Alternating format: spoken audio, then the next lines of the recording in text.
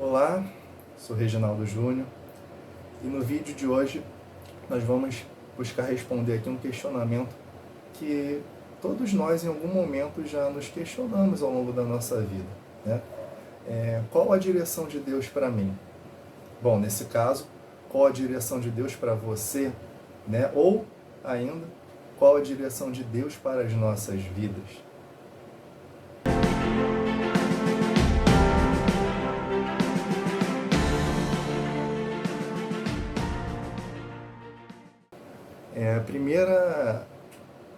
Primeiro ponto que eu quero levantar aqui quanto a saber a direção de Deus para a minha vida, para a sua, para a nossa, é um ponto relativo à coragem.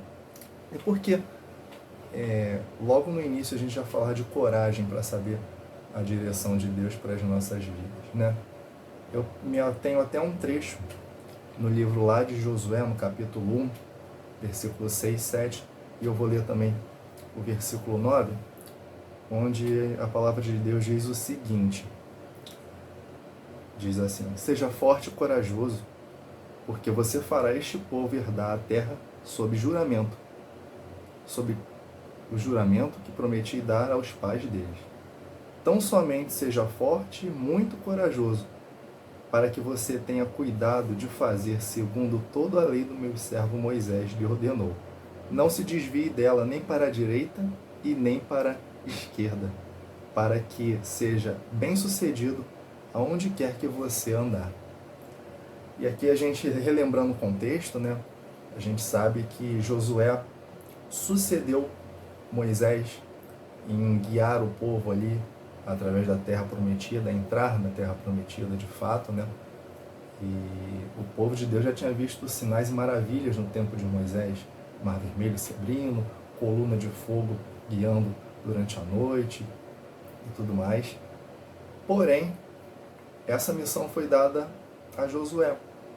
E no início dessa missão, a direção que Deus deu para ele, para a vida dele, para a vida de um povo, de uma nação, foi para que ele fosse forte e corajoso.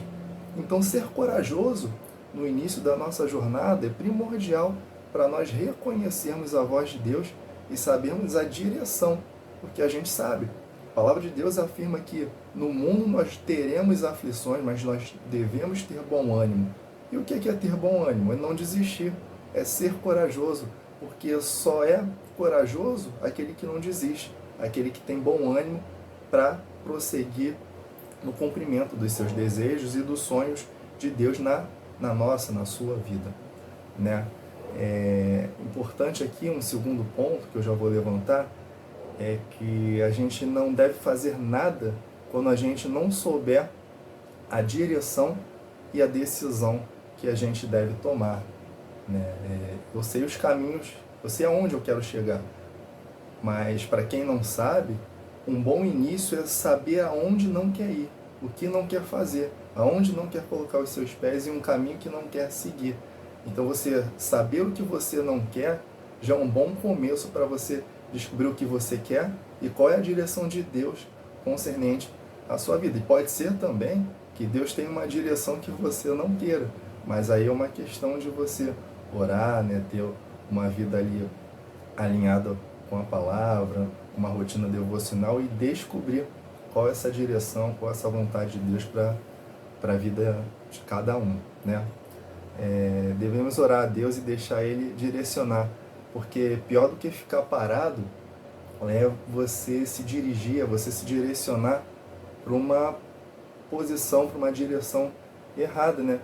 Um pequeno desvio no início do caminho, daqui a algum tempo, vai se tornar um outro caminho totalmente diferente daquele que era o idealizado ou é aquele que Deus gostaria para a sua vida. Então, quando você não reconhece qual a direção se mover, você pode tomar um outro caminho ou até, às vezes, querer pegar um pequeno atalho para chegar até aquele ponto que você quer, só que aquele pequeno atalho ele vai te levar para um lugar totalmente desconhecido e diferente, que não era o seu objetivo original, né? E muito dessa coisa da direção de Deus a gente descobre caminhando com Ele. Nem sempre você vai ter ali um painel claro e evidenciado de tudo que Deus quer para a sua vida ou de tudo que você gostaria, né? Você nem sempre vai ter a clareza de definir hoje aonde você quer estar aqui daqui a 2, 5, 10, 15 ou 20 anos, né? Mas ao longo da jornada, ao longo do caminho, Deus vai aprimorando, Deus vai aparando as arestas, e ali você vai descobrindo qual o direcionamento de Deus para a sua vida. Eu quero ir lá num trecho que eu me recordei agora, lá no Salmo 32, no versículo 8, que a palavra diz o seguinte, o salmista diz: eu o instruirei e lhe ensinarei o caminho que você deve seguir, e sob as minhas vistas lhe darei conselho. Ou seja, quando estamos alcançados por Deus, à vista dele, né, próximo a ele, ele instrui o caminho e dá o conselho para como nós iremos chegar a esse caminho. Se a gente avançar um pouquinho, lá no livro de Provérbios, Provérbios capítulo 3, versículos 5 e 6, também diz o seguinte: confie no Senhor de todo o seu coração e não se apoie em seu próprio entendimento. Reconheça o Senhor em todos os seus caminhos e ele endireitará as suas veredas. É mais uma promessa, onde Deus afirma que se nós colocarmos o nosso coração disponível para Ele e nós não nos estabelecermos conforme o nosso próprio entendimento, ou seja, aquilo que a gente sabe ou aquilo que a gente acha que sabe, Ele diz aqui, endireitará as suas veredas, ou seja, Ele vai endireitar os nossos caminhos. Se estivermos em um caminho fora da vontade dEle, se estivermos vivendo um caminho tortuoso, Ele promete aqui que entregando o nosso caminho a Ele, Ele endireitará, ou seja, Ele vai nos conduzir a um caminho que traz paz, que traz benefícios, que não é um caminho de perdição, que não traz morte, que não traz nenhum tipo de prejuízo. O terceiro ponto que eu gostaria de salientar com vocês também é a questão dos dons e talentos. Vamos mais uma vez à palavra, lá no livro de 1 Pedro, no capítulo 4, versículo 10, a palavra de Deus diz o seguinte, vamos procurar aqui, 1 Pedro 4, versículo 10, diz assim: sirvam-se uns aos outros, cada um conforme o dom que recebeu, como encarregados de administrar bem a multiforme graça de Deus. Por que eu vim nesse versículo aqui? Deus tem dons e talentos para cada um. Para cada um Ele dá uma medida de talento, de dom. E cabe a nós também identificarmos aquilo que nós temos facilidade, aquilo que nós temos o gosto, muitas vezes, de fazer. Deus dá esses dons alinhados com objetivos, com aquilo que muitas vezes a gente já trabalha naquele meio, a gente tem facilidade, gosta do que faz. Às vezes a gente está fora, falando de mercado de trabalho, do que a gente gostaria de fazer, mas nós já identificamos dons e talentos, ou uma profissão que a gente gostaria de seguir, uma forma de trabalhar. Mas independente de qualquer coisa, se você já está numa área que você gosta, se você não está numa área de trabalho que você gosta, a palavra afirma o seguinte: sirvam uns aos outros conforme o dom que recebeu, como encarregados de administrar bem a multiforme graça de Deus. O que ele quer dizer aqui, trocando em miúdos? Para a gente fazer bem aquilo que a gente se propõe a fazer, para nós sermos o melhor. Lógico, muitas vezes a gente está falando aqui num âmbito mais espiritual, de igreja, muitas vezes você vai ter chamado para ser pastor, ou para ser um mestre, para ensinar na igreja, para ser um evangelista, Isso tudo é muito lícito, mas às vezes o seu chamado é simplesmente para ser um bom administrador, um bom médico, um bom comerciante, um bom professor. E dentro dessa área do seu chamado, Deus vai usar você para ministrar outras pessoas, para a palavra alcançar outras pessoas nesse ambiente que às vezes é contrário a palavra, contrário à verdade, mas Deus vai ser o meio, o modo e a forma vai ser dele. Ele vai encontrar uma estratégia de alcançar aquele que está perdido, aquele que está longe, para chamar para perto. Mas independente disso, sendo um ambiente eclesiástico, sendo um ambiente corporativo, nós temos que fazer o nosso melhor. Se você é um médico, você preza pela saúde de outros pacientes e você tem muitas vezes a questão da ciência mesclada ao seu dia a dia, ao seu cotidiano, independente disso, você não pode esquecer. Você é cristão, você é um filho de Deus, que você tem que fazer o melhor pelo outro, pelo paciente. Quantas vezes quem precisou de um serviço público de saúde foi maltratado por um outro profissional da saúde, seja enfermeiro, médico ou qualquer outro cargo? Mas não é isso que Deus chama a gente para fazer aqui no versículo 10. Ele chama para a gente servir um ao outro conforme o dom que recebeu. Então, se você é um comerciante, você tem que fazer o seu melhor dentro do seu comércio. Administrar bem. Você não pode sonegar impostos. Você tem que pagar um salário justo para os seus funcionários. E tudo aquilo que Deus chama a gente para fazer dentro do nosso melhor. Se você está num ambiente de igreja, um ambiente eclesiástico, pastor, líder, evangelista, faça o melhor, porque assim a palavra determina.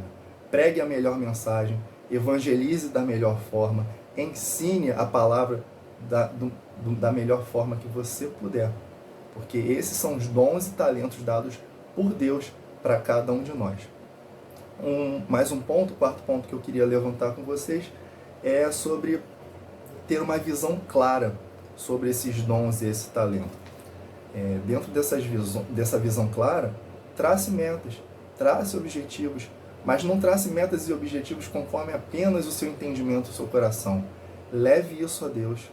Fala, Senhor, é isso que o Senhor quer de mim, dentro da minha visão, dentro do meu trabalho, dentro daquilo que eu posso fazer de melhor, Senhor. Me direcione, me capacite para eu fazer não a minha, mas a tua vontade. E a palavra até lá em Provérbios, no capítulo 16, vamos lá?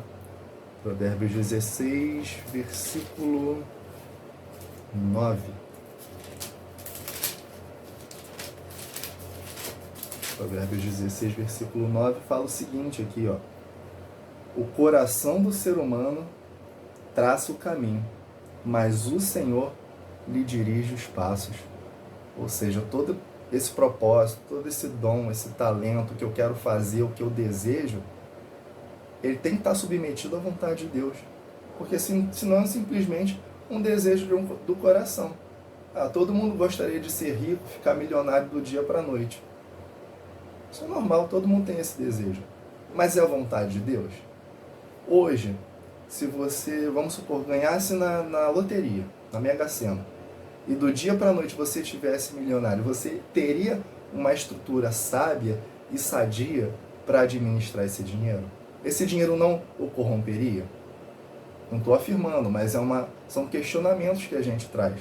Né? Então a gente tem que ter uma visão clara, objetivos daqui a curto, médio, longo prazo, pautado na vontade, no desejo de Deus para a nossa vida. Quinto ponto que eu quero levantar com vocês é para perseverar em fé e ter fé, né?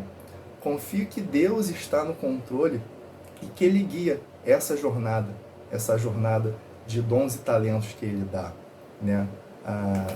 É importante a gente pensar sempre que, se a gente voltar lá no exemplo do povo de Deus, lá no exemplo de Josué, foi necessário uma perseverança para entrar na Terra Prometida. A gente lembra da história dos espias, né? Os primeiros espias voltaram uma notícia que eventualmente não era boa, né? 2 permaneceram crendo. Então, após da morte de Moisés, novos espias, né? Tudo mais foi enviado. E ali sim, sobre uma outra perspectiva, um outro olhar, a promessa pôde se cumprir. Então, mas foi necessário o quê?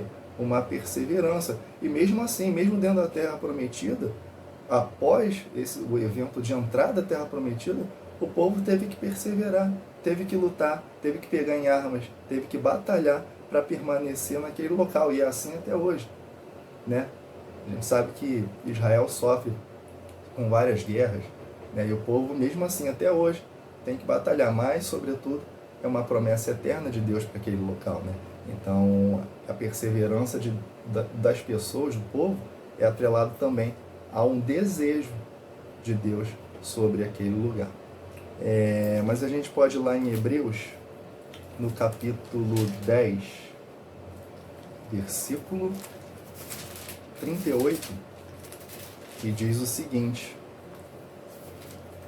Hebreus 10, 38, diz: o meu justo viverá pela fé, e se retroceder, dele a minha alma não se agradará. Ou seja, a palavra está afirmando aqui que devemos viver pela fé, ou seja, devemos viver em obediência, devemos viver em perseverança e não retroceder, porque essa não é a vontade de Deus para nossas vidas. E às vezes falta um ponto tão mínimo para a gente chegar àquilo que Deus quer para as nossas vidas, a direção de Deus para as nossas vidas, falta muito pouco. E às vezes, por a gente ter se esforçado, se empenhado, estar cansado da jornada, lá ao final a gente desiste, a gente retrocede.